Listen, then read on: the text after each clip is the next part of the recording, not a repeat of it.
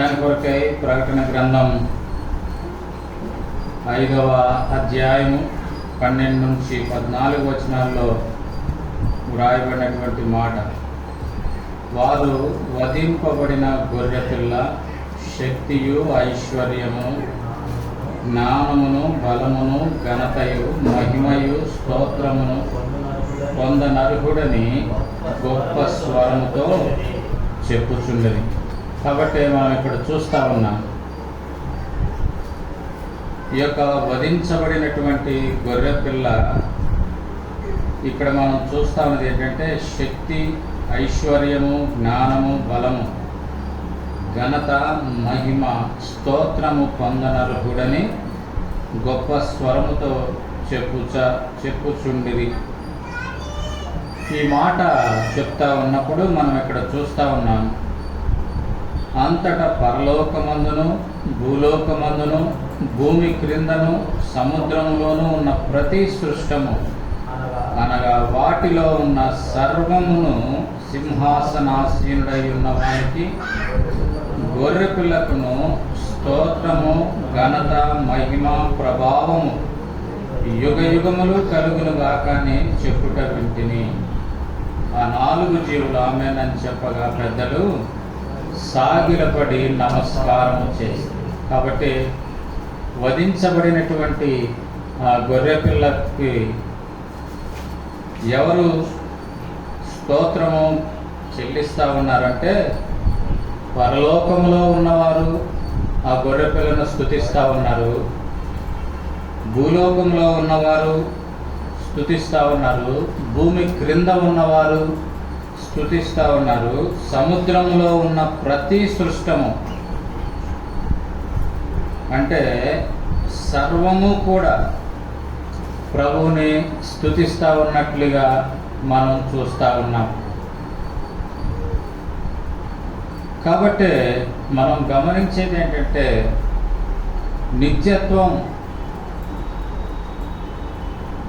నిత్యత్వానికి ఉపయోగపడేది ఆరాధనే. మనం ఇక్కడ ఆరాధన చేస్తాం, నిత్యత్వములో కూడా అనగా పరలోకములో కూడా మనం ప్రభువుని ఆరాధన చేస్తూ ఉంటాం. ఎప్పుడు ఉండేది, నిలిచి ఉండేది ఆరాధన మాత్రమే. ప్రార్థన అంటే మనము ఈ లోకంలో ఉన్నంత వరకే ప్రార్థన. అయితే నిత్యత్వంలో సదాకాలము ఎప్పుడూ నిలిచి ఉండేది ఆరాధన అనేది మనం చూస్తాం. అందుకే ప్రకటన గ్రంథం 22వ అధ్యాయము 4-5 వచనాల్లో కూడా మనం చూస్తాం, ఆయన దాసులు ఆయనను సేవించుచు ఆయన ముఖ దర్శనము చేయుచుందురు, ఆయన నామము వారి నొసళ్ళ యందుండును, రాత్రికి అనడు ఉండదు, దీపకాంతి అయినను సూర్యుడైనను కాంతి అయినను వారికి అక్కర్లేదు, దేవుడైన ప్రభువే వారి మీద ప్రకాశించిన వారు యుగ యుగములు రాజ్యము చేయుదురు అనేది మనం చూస్తూ ఉన్నాం. అంటే ప్రారంభంలో మొట్టమొదటి కార్యం, ఆదికాండం 1వ అధ్యాయంలో మొదటి కార్యము ప్రభు చేసింది ఏంటిది అంటే వెలుగు, రక్షణ అనేటటువంటిది మనం చూస్తూ ఉన్నాం. ఈ రక్షణ అనేటటువంటిది మంచిదిగా దేవుడు చూసినట్లుగా మనం చూస్తూ ఉన్నాం. అంటే మంచిది అంటే దేవుడు సంతృప్తి పడినట్లుగా. ఈ వెలుగులో చీకటి అనేటటువంటిది ఇమ్మడలేదు కనుక ప్రారంభం మొట్టమొదటిగా దేవుడు వెలుగును సృజిస్తూ దానిని కొనసాగిస్తూ ఈ చివరిలో అధ్యాయంలో కూడా, ఈ యొక్క ప్రకటన గ్రంథంలో కూడా ఈ ఆరాధన కొనసాగించబడతా ఉన్నట్లుగా మనం చూస్తూ ఉన్నాం. అందుకే కీర్తనాకారుడు అంటా ఉన్నాడు, కీర్తన గ్రంథం 22వ అధ్యాయము 3వ వచనంలో, కీర్తనలు 22వ కీర్తన 3వ వచనములో నీవు ఇశ్రాయేలు చేయు స్తోత్రముల మీద ఆసీనుడవై ఉన్నావు అనేది మనం చూస్తాం. కాబట్టి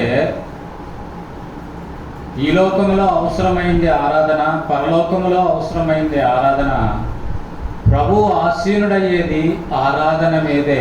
ప్రభువు ఆశించేది మానవుని యొక్క ఆరాధన అనేటువంటిది మనం చూస్తూ ఉన్నాం. అందుకే మోషే అంటా ఉన్నాడు, ద్వితీయోపదేశ కాండం 10వ అధ్యాయం 21వ వచనములో మనం చూస్తే కనుక ఆయనే కీర్తనీయుడు అనేది మనం అక్కడ చూస్తాం. ఆయనే కీర్తనీయుడు అనేది మనం చూస్తాం. అయితే మనం ఇక్కడ ఈ ప్రకటన గ్రంథం 5వ అధ్యాయంలో మనం చూస్తూ వచ్చాం. 12వ వచనంలో వారు దేనిని ఆరాధిస్తూ ఉన్నారు అంటే వధించబడినటువంటి గొర్రె పిల్లను ఆరాధిస్తూ ఉన్నట్లుగా మనం అక్కడ చూస్తూ ఉన్నాం. సహజంగా మనం వధించబడిన గొర్రె పిల్లని ఎవరైనా ఆరాధిస్తారా? గొర్రె పిల్లను వధించిన తర్వాత ఏం చేస్తాం? గొర్రె పిల్ల వధించిన తర్వాత ఏం చేస్తాం? మసాలా వేసి కదా. కానీ ఇక్కడ మనం చూస్తూ ఉన్నది ఏంటంటే వధించబడిన గొర్రె పిల్ల అంటే సిలువలో బలి అయినటువంటి గొర్రె పిల్ల అనేది మనం చూస్తూ ఉన్నాం. ఆ గొర్రె పిల్లని మనము ఆరాధిస్తూ ఉన్నట్లుగా చూడగలుగుతాం. ఎందుకు ఈ గొర్రె పిల్ల వధించబడింది అంటే యోహాను సువార్త 1వ అధ్యాయము 29వ వచనాన్ని కనుక మనం చూస్తే, యోహాను సువార్త 1వ అధ్యాయము 29వ వచనం చూస్తే కనుక అక్కడ యోహాన్ అంటాడు, ఇదిగో లోక పాపములు మోసుకొని పోవు దేవుని గొర్రె. కాబట్టి ఎందుకు వధించబడింది అంటే లోక పాపాలు ఆ గొర్రె పిల్ల మీద మోపబడినాయి. ఆ కారణం చేత ఆ గొర్రె పిల్ల వధించబడినట్లుగా మనం అక్కడ చూస్తూ ఉన్నాం. అందుకే మనము చూస్తాం ఈ యొక్క ఆదికాండము 3వ అధ్యాయం 21వ వచనంలో కూడా ఈ ఆదాము అవ్వలు పాపము చేసినప్పుడు అక్కడ పశువు వధించబడినట్లుగా, రక్తము చిందించబడినట్లుగా మనం చూస్తాం. అయితే మనం గమనిస్తాం ఆదికాండము 22వ అధ్యాయంలో దేవుడు అబ్రహాముతో అంటాడు, నీవు ప్రేమించున్న ఒక్కగానొక్కడైనా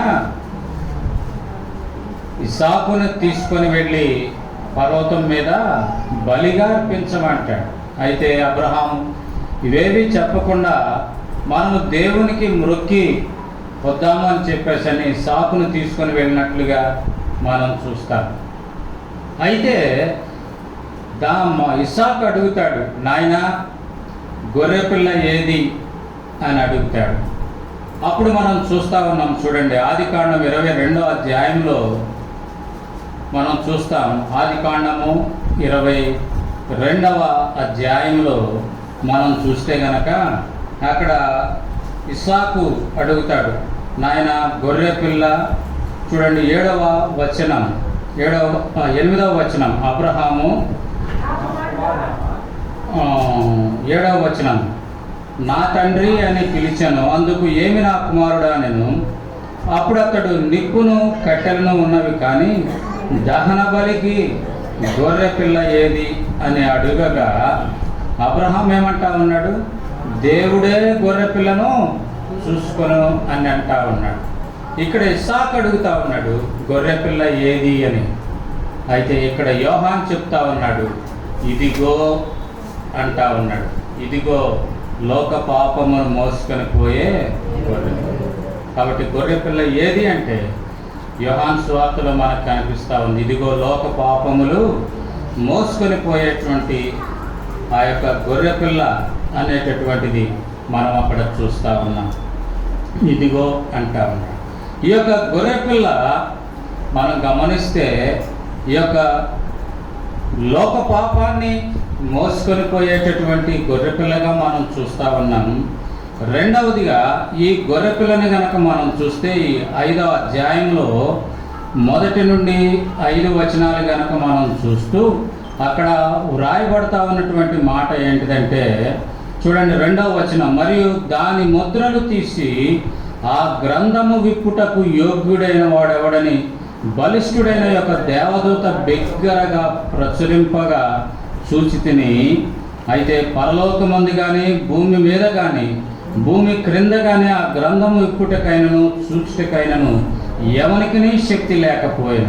ఆ గ్రంథము విప్పుటకైనను చూచుటకైనను యోగ్యుడెవడును కనబడినందున నేను బహుగా ఏడ్చుచుండగా ఆ పెద్దలలో ఒకడు, ఏడవకము, ఇదిగో దావీదునకు చిగురైన యూదా గోత్రపు సింహము 7 ముద్రలను తీసి ఆ గ్రంథము విప్పుటకు జయము పొందినని చెప్పాను. కాబట్టి ఆ గ్రంథము విప్పబడటానికి ఈ యొక్క గొర్రెపిల్ల యూదా గోత్రపు సింహము మరి జయము పొందెను అనేది మనం చూస్తాం. కాబట్టి రెండవదిగా ఆ గ్రంథము విప్పబడాలి అనేది మనం అక్కడ చూస్తూ ఉన్నాం. ఒకవేళ ఆ గ్రంథం విప్పబడకపోతే గనక భవిష్యత్ అనేది లేదు అని అక్కడ ఏడుస్తూ ఉన్నట్లుగా మనం చూస్తూ ఉన్నాం. 4వ వచనములో నేను బహుగా ఏడ్చుచుండగా అంటా ఉన్నాడు. పాత నిబంధన భక్తులు ఉన్నారు, కానీ ప్రవక్తలు ఉన్నారు, తర్వాత యాజకులు ఉన్నారు, తర్వాత రాజులు ఉన్నారు, కానీ వారిలో ఎవరికి యోగ్యత లేనట్లుగా మనం చూస్తూ ఉన్నాం. భూమి కింద కానీ భూమి పైన కానీ మరెక్కడే కానీ ఆ గ్రంథాన్ని 3వ వచనం మనం చూస్తాం. అయితే పరలోకమందు కానీ భూమి మీద కానీ భూమి క్రింద కానీ ఆ గ్రంథం విప్పుటకైనను చూచుటకైనను ఎవరికి శక్తి లేదు అనేటటువంటిది మనం అక్కడ చూస్తూ ఉన్నాం. కనుకనే ఇక్కడ ఈ గొర్రెపిల్ల వధించబడినట్లుగా మనం చూస్తూ ఉన్నాం, రక్తము కార్చినట్లుగా మనం చూస్తూ ఉన్నాం. అయితే ఈ వధించబడినటువంటి ఈ గొర్రెపిల్ల వల్ల ఉన్నటువంటి ఉపయోగం ఏంటి, లేదా ఈ వధించబడినటువంటి ఈ గొర్రెపిల్ల ఏ రీతిగా ఉంది అనేది గనక మనం చూస్తే, ఇక్కడ 5వ అధ్యాయము 6వ వచనాన్ని గనక మనం గమనిస్తే, మరియు సింహాసనమునకును ఆ 4 జీవులకును పెద్దలకును మధ్యన వధించబడినట్లుండిన గొర్రెపిల్ల నిలిచియుండుట చూచితిని. ఎట్లా ఉన్నది? ఆ గొర్రెపిల్ల వధించబడింది, అయితే ఎలా ఉంది? నిలిచి ఉంది అనేది మనం చూస్తాం. ఒకవేళ మనం వధించిన తర్వాత గొర్రెపిల్ల నిలిస్తే మనం ఉంటామా కదా? ఆ రీతిగా 7వ వచనాన్ని కనుక మనం చూస్తే, అక్కడ ఆయన వచ్చి ఆ సింహాసనమందు ఆసీనుడయుండు అని కుడి చేతిలో నుండి ఆ గ్రంథము తీసుకొన్నది. వధించబడినటువంటి ఆ గొర్రెపిల్ల నిలవబడి ఉంది, అంటే సజీవముగానే ఉంది. తర్వాత ఆ గొర్రెపిల్ల వచ్చి ఆ యొక్క గ్రంథం, ఎవరైతే గ్రంథం విప్పటానికి పరలోకంలోనే కానీ భూమి మీదే కానీ భూమి క్రిందే కానీ ఎవరు లేరని ఏడుస్తూ ఉన్నారో, దానికి సమాధానంగా ఈ యొక్క గొర్రెపిల్ల ఆ యొక్క గ్రంథాన్ని తీసుకున్నట్లుగా మనం చూస్తూ ఉన్నాం. 7వ అధ్యాయము 17వ వచనాన్ని కనుక మనం చూస్తే, ఏలయనగా సింహాసన మధ్య నుండి గొర్రెపిల్ల వారికి కాపరి ఎలా ఉంది అంటే, 3వదిగా మనం చూస్తే ఆ గొర్రెపిల్ల ఎలా ఉంది అంటే సింహాసనము మధ్య ఉన్నట్లుగా మనం అక్కడ చూస్తాము. సింహాసనం మధ్య ఉన్నట్లుగా మనం చూస్తాం. 4వదిగా కనుక మనం చూస్తే, ప్రకటన గ్రంథం 17వ అధ్యాయము 4వ వచనాన్ని కనుక మనం గమనిస్తే, అక్కడ వ్రాయబడతా ఉంది చూడండి. ప్రకటన గ్రంథము 17వ అధ్యాయము 14వ వచనం, వీరు గొర్రెపిల్లతో యుద్ధము చేతులు కానీ గొర్రెపిల్ల ప్రభువులకు ప్రభువును రాజులకు రాజునయ్యున్నందున. వధించబడినటువంటి ఆ గొర్రెపిల్ల ఎలా ఉందంట? ప్రభువులకు ప్రభువును రాజులకు రాజు అని వ్రాయబడతా ఉంది. తర్వాత ఈ గొర్రెపిల్ల ఏం చేయబడతా ఉంది అంటే, ఇక్కడ మనం చూస్తా వచ్చాం 5వ అధ్యాయంలో మనం 12వ వచనంలో మనం చూస్తా ఉన్నాం. వధించబడిన గొర్రెపిల్ల శక్తియు ఐశ్వర్యమును జ్ఞానమును బలమును ఘనతయు మహిమయు స్తోత్రమును పొందనర్హుడని గొప్ప స్వరముతో చెప్పుచుండిరి అంటే ఆరాధించబడుతూ ఉన్నట్లుగా మనం చూస్తాం. కాబట్టి వధించబడినటువంటి గొర్రెపిల్ల. ఆనాడు ఇస్సాకు అడుగుతూ వచ్చాడు, నాయనా గొర్రెపిల్ల ఏది అంటే యోహాను చెప్తా ఉన్నాడు, ఇదిగో లోక పాపములు మోసుకొని పోవు దేవుని గొర్రెపిల్ల. ఆ గొర్రెపిల్ల ఎలా ఉంది అంటే వధించబడింది కానీ నిలవబడింది, అంటే సజీవమైనట్లుగా మనం చూస్తూ ఉన్నాం. అంతేకాకుండా ఆ యొక్క గొర్రెపిల్ల ఆ యొక్క గ్రంథాన్ని విప్పటానికి ఆ గ్రంథాన్ని తీసుకున్నట్లుగా మనం చూస్తాం. రాజులకు రాజుగా ప్రభులకు ప్రభువుగా ఉన్నట్లుగా మనం చూస్తూ ఉన్నాం. ఆరాధించబడతా ఉన్నట్లుగా ఆ గొర్రెపిల్లను మనం చూస్తాము. అయితే ఆరాధించబడటం ద్వారా నా జీవితాలకి కలిగిన ప్రయోజనం ఏంటి? మనం ఎందుకు ఈనాడు ఆ గొర్రెపిల్లను మనం జ్ఞాపకం చేసుకోవాలి అంటే రండి చూద్దాం. ప్రకటన గ్రంథం 7వ అధ్యాయము 10వ వచనం. 7వ అధ్యాయము 10వ వచనం.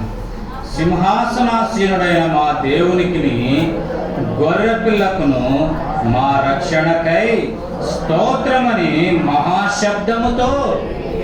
కాబట్టి మొదటిది ఏంటిది అంటే ఈ వధించబడినటువంటి గొర్రెపిల్ల నా జీవితాలకి ఏం అనుగ్రహిస్తూ వచ్చిందంటే ఆ గొర్రెపిల్ల కల్వరి శిలువలో వధించబడటం ద్వారా ఆ కార్చబడినటువంటి ఆ రక్తము ద్వారా నా జీవితాల్లోనికి రక్షణ అనేది వచ్చినట్లుగా మనం చూస్తాం. పాపముల చేత అపరాధముల చేత నింపబడి చచ్చినటువంటి ఆ యొక్క కంపు కొట్టేటటువంటి ఆ నిజమైన స్థితిలో ఉన్నటువంటి మనలని ఆ యొక్క భయంకరమైన ఆ యొక్క జిగట కలిగినటువంటి ఆ దొంగ ఊపిలో నుండి పైకి లాగి అగ్నికి మాత్రమే అర్హులమైనటువంటి నా జీవితాల్లో రక్షణ కార్యం తాను కల్వరి శిలువలో కార్చిన రక్తము ద్వారా మనలో ఉన్నటువంటి ఆ పాపమంతటిని కడిగివేసి అక్కడ యోహాను అన్నట్లుగా ఇదిగో లోక పాపములు మోసుకొని పోతున్న దేవుని గొర్రె పిల్లగా ఆ పాపమంతటిని భరించినటువంటి గొర్రె పిల్లగా ఆ జీవితాలకి రక్షణ అనుగ్రహించినట్లుగా మనం చూస్తాం. తద్వారా పాపము నుండి విడుదల విమోచన పొందినటువంటి మనము ఈనాడు ఆ యొక్క వధించబడిన గొర్రెపిల్ల నిలవబడి ఉన్నటువంటి గొర్రెపిల్లకి అంటే సజీవమైనట్టు ఉన్నటువంటి ఆ గొర్రెపిల్లని నేను ఆరాధించాల్సిన వారంగా మనం ఉంటాం. ప్రభా కల్వరి శిలువలో నా పాపాల కొరకై బలవుతూ వచ్చావు, నా శాపాల కొరకై బలవుతూ వచ్చావు. ప్రభా నీవు కార్చిన రక్తము ద్వారా నాకు విడుదలిచ్చావు, విమోచన ఇచ్చావు, నన్ను రక్షిస్తూ వచ్చావు, నిత్య జీవానికి నన్ను వారసురాలుగా చేస్తూ వచ్చావు. ఆ కారణం చేత ప్రభా హృదయమారా ఆ యొక్క భూమి క్రింద భూమి మీద పరలోకములో ఉన్నటువంటి ఆ సమస్త జీవులు ఆరాధిస్తూ ఉన్నట్లుగా నేను కూడా వారి ఆరాధనతో కలిపి నిన్ను ఆరాధిస్తూ ఉన్నాను తండ్రి అని మనం ఆరాధించబద్ధులమై ఉంటాం. రెండవదిగా మనం చూస్తే అక్కడ వ్రాయబడతా ఉంది 7వ అధ్యాయంలోని 17వ వచనంలో మనం చూసాం ఇందాక. ఏంటంటే ఏలయనగా సింహాసన మధ్యమందుండు గొర్రెపిల్ల వారికి కాపరి అయి జీవజలముల బుగ్గ యొద్దకు వారిని నడిపించును. దేవుడే వారి కన్నుల నుండి ప్రతి బాష్ప బిందువును తుడిచివేయు. రెండవదిగా రక్షించడం మాత్రమే కాకుండా ఆ గొర్రెపిల్ల నీకు నాకు కాపరిగా ఉన్నట్లుగా మనం చూస్తా ఉన్నాం. కాపరిగా ఉన్నట్లుగా మనం చూస్తాం.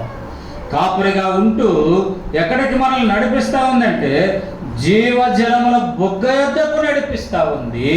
అంత మాత్రమే కాదు, కన్నుల నుండి కారే ప్రతి బాష్ప బిందువును తుడిచివేస్తా ఉన్నట్లుగా మనం చూస్తూ ఉన్నాం. అంత మాత్రమే కాకుండా అక్కడ 15వ వచనం గనక మనం చూస్తే అందువలన వారు దేవుని సింహాసనం ఎదుట ఉండి రాత్రింబవళ్ళు ఆయన ఆలయంలో ఆయన్ని సేవించున్నారు. సింహాసనాసీనుడైన వాడు తానే తన గుడారమును వారి మీద కాపరిగా ఉన్నటువంటి వాడు ఆ గుడారాన్ని మన మీద కప్పుతా ఉన్నాడు. గుడారాన్ని కప్పటం అంటే ప్రతి ఆపద నుండి, ప్రతి కష్టము నుండి, ప్రతి నష్టము నుండి మనల్ని కాపాడుతూ ఉన్నాడు. అంత మాత్రమే కాదు, మన ప్రతి పరిస్థితుల్లో ఆయన మన కన్నుల నుండి కారే ప్రతి బాష్ప బిందువును తుడిచివేస్తూ ఆయన కాపరిగా ఉన్నట్లుగా మనం చూస్తాం. అందుకే రండి చూద్దాం, మా యొక్క కీర్తన గ్రంథం 100వ అధ్యాయంలో మనం చూస్తూ ఉన్నాం. కీర్తన గ్రంథం 100వ అధ్యాయంలో కనుక మనం చూస్తే 3వ వచనం, యెహోవాయే దేవుడని తెలుసుకొనుడి, ఆయనే మనలను పుట్టించెను, మనము ఆయన వారము, మనము ఆయన ప్రజలము, ఆయన మేపు. కాబట్టి ఆయన మన కాపురగా ఉంటూ ఆయన మనల్ని మేపుతా ఉన్నట్లుగా, అంటే పోషిస్తూ ఉన్నట్లుగా మనం చూస్తా ఉన్నాం. అంతేకాదు కానీ ఈ యోహాను సువార్త 10వ అధ్యాయంలో కనుక మనం గమనిస్తే, యోహాను సువార్త 10వ అధ్యాయంలో కనుక మనం గమనిస్తే అక్కడ మనం చూస్తా ఉన్నాం. చూడండి, యోహాను సువార్త 10వ అధ్యాయంలో మనం చూస్తే 11వ వచనం, నేను గొర్రెలకు మంచి కాపరిని, మంచి కాపరి గొర్రెల కొరకు తన ప్రాణమును.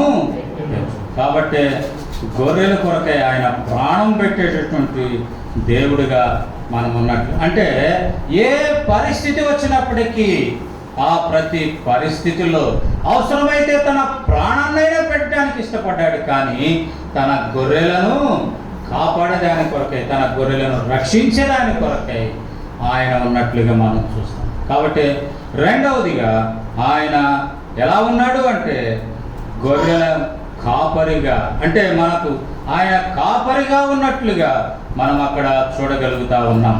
తర్వాత మనం హెబ్రీయులకు రాసినటువంటి పత్రికలో కనుక మనం చూస్తే 13వ అధ్యాయము 20-21 వచనాలు దయచేసి చదవండి.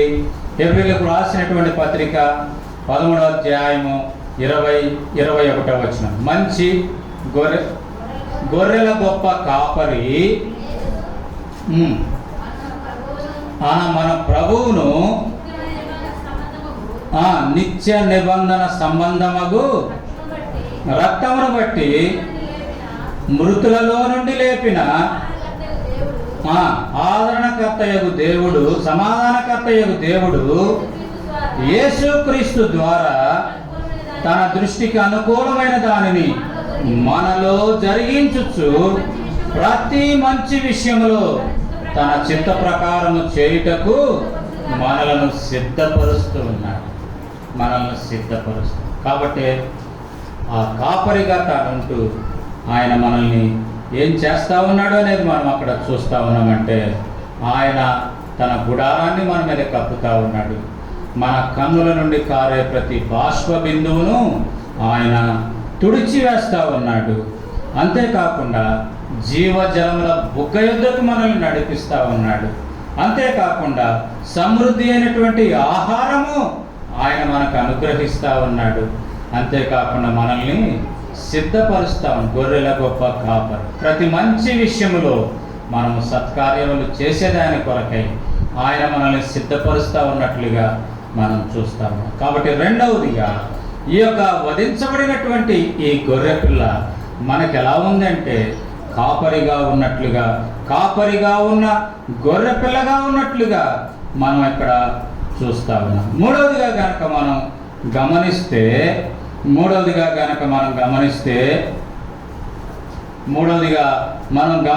గనక ప్రకటన గ్రంథం 5వ అధ్యాయములోనే 9వ వచనం, 9-10 వచనాలు గనక మనం చూస్తే, పెద్దలు నీవి గ్రంథము తీసుకుని దాని ముద్రలను విప్పుటకు యోగ్యుడవు, నీవు వధింపబడిన వాడవై నీ రక్తమిచ్చి ప్రతి వంశములోను ఆయా భాషలు మాట్లాడేవారిలోను ప్రతి ప్రజలోను ప్రతి జన్మలోను దేవుని కొరకు మనుషులను కొని మా దేవునికి వారిని ఒక రాజ్యముగాను యాజకులుగాను చేస్తివి గనుక వారు భూలోకమందు ఏలుదురని.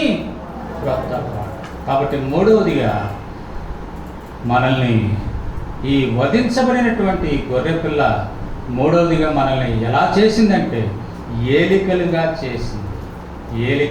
చేసినట్లుగా. అంటే రాజులైన యాజక సమూహముగా మనల్ని చేసినట్లుగా మనం అక్కడ చూస్తా ఉన్నాం. చూడండి, ఇక్కడ మా దేవునికి వారిని ఒక రాజ్యముగాను యాజకులుగాను చేస్తేవి కనుక వారు భూలోకమందు ఏలుదురు. కాబట్టి మనం చూస్తా ఉన్నాం, రాజులైన యాజక సమూహముగా నిన్ను నన్ను ఆ గొర్రెపిల్ల చేసినట్లుగా మనం చూస్తాము. రాజులైన యాజక సమూహముగా. అంత మాత్రమే కాకుండా 4వదిగా కనుక మనం చూస్తే ఈ యొక్క ప్రకటన గ్రంథము 19వ అధ్యాయంలో మనం చూస్తూ ఉన్నాం. ప్రకటన గ్రంథము 19వ అధ్యాయంలో మనం చూస్తే కనుక అక్కడ మనం గమనించగలుగుతా ఉన్నాం.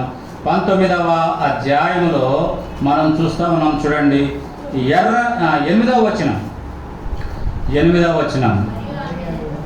లేదు అంటే 6-7 వచనాలు మధ్యలో నుంచి చదువుతా ఉన్నాను. గొర్రెపిల్ల వివాహ మహోత్సవ సమయం వచ్చినది, ఆయన భార్య తాను సిద్ధపరచుకొని ఉన్నది కనుక మనము సంతోషపడి ఉత్సహించి ఆయనను మహిమపరచదమని చెప్పగా వింటిని. మరియు ఆమె ధరించుకొనుటకు ప్రకాశములను నిర్మలములునైన సన్నపు నార బట్టలు ఆమెకి ఇయ్యబడును, అవి పరిశుద్ధులా.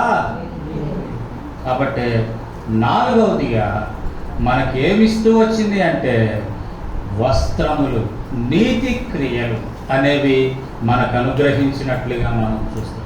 అందుకే రోమీయులకు రాసినటువంటి పత్రిక 4వ అధ్యాయము 25వ వచనాన్ని కనుక మనం చదివితే అక్కడ వ్రాయబడి ఉంటుంది, యేసుక్రీస్తు ప్రభువారు మరణించి ఆయన ఎందుకు తిరిగి లేచాడు అంటే నిన్ను నన్ను నీతిమంతులుగా చేయటానికి.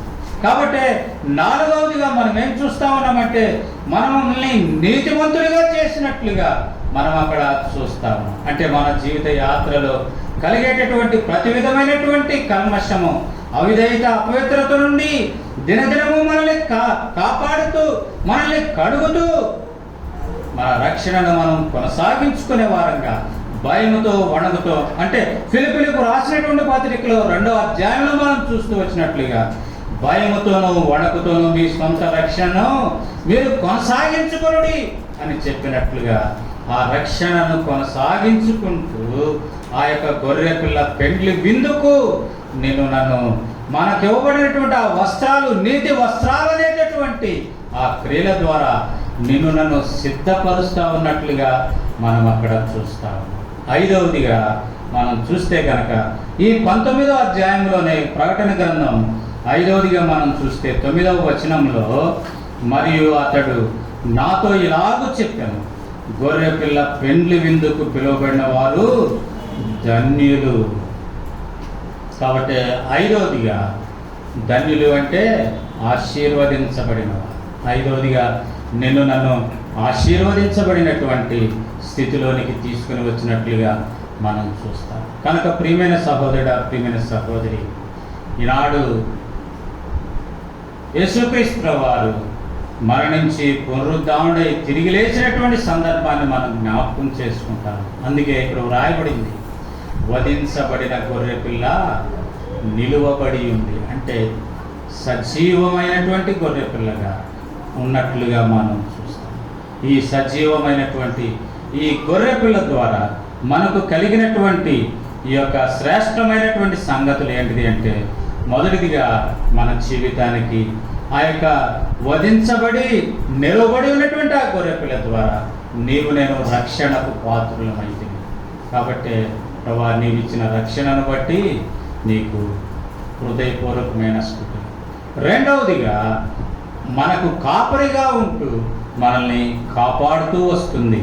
కాబట్టి ప్రభువా, నువ్వు నన్ను రక్షించడం మాత్రమే కాకుండా నా మీద నీ గుడారాన్ని కప్పి నన్ను కాపాడుతూ, నన్ను పోషిస్తూ, నా కనుల నుండి కారే ప్రతి బాష్పబిందువును తుడిచివేస్తూ ప్రభువా నీవు నన్ను నడిపిస్తా ఉన్నావు.